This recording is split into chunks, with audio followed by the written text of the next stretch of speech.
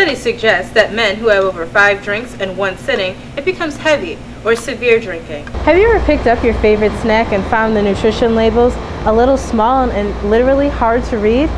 Me too. And what would happen over time to a person or an animal if they were fed a high sugar and fat diet? Who doesn't love a good cookie? I know I do. And with the new season of Sesame Street just around the corner, Cookie Monster is showing kids restraint by waiting before he takes a bite out of a delicious cookie. What are students and parents to do when bullying goes too far? Members of the St. Bonaventure community spoke about current programs and how to get more involved. John S. Morgan, a Beaumont attorney, has filed more than 24 lawsuits for women who were victims, proving that people will do anything just for revenge. Though spicy snacks may be hard to resist for some, they're not always the best option. St. Bonaventure University's Alumni Weekend will bring many past Bonnies back to campus, but not just for reminiscing.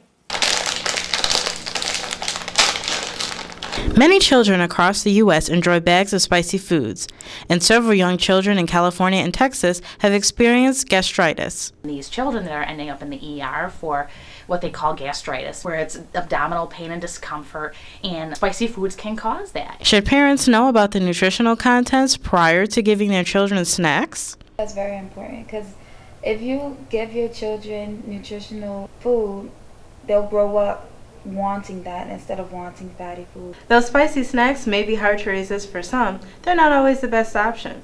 And I reached out to the St. Bonaventure community to get alternative options for parents at snack time.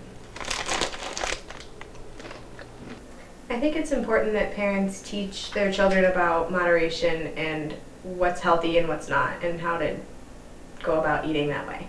Be knowledgeable about it, that they can say, this is not healthy for my kids, and I am going to put my foot down, and they might like it, but how about we reduce how often they're having it? That's the first big step. Currently, there are no warning signs on the bag stating Flamin' Hot Cheetos are bad for your health. The child is highly influenced from television shows and from video games and everything else where there's advertising.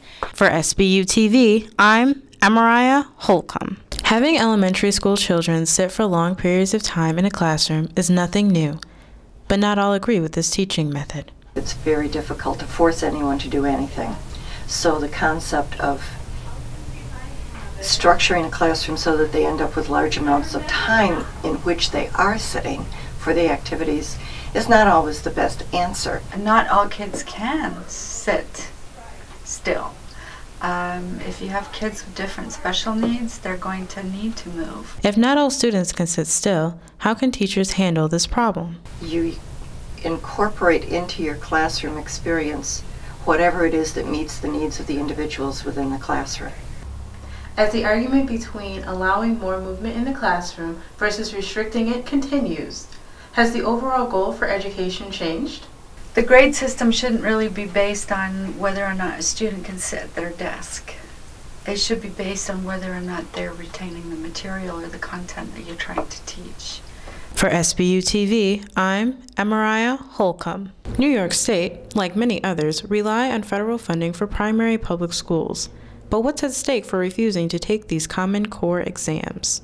New York State requires that 95% of students take the test in any school. Can opting out of these tests be the best option from a legislative standpoint? But I don't believe that the legislation gave them the opportunity to opt out of it. If you want the money, you'll use the curriculums and do the test. One state has refused to administer Common Core exams. Indiana was the first state to say, never mind, we don't want your money, we're not doing the test, so the whole state opted out of it.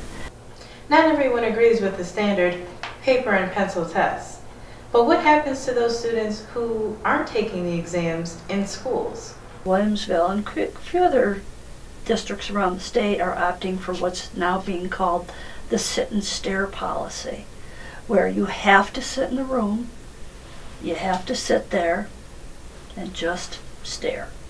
Have parents had any reaction to this policy? Parents are feeling strongly enough, you do not have the right to abuse my child by making them sit there, you know, no sound, no movement, no nothing for the duration of that test. So, for SBU TV, I'm Emmariah Holcomb.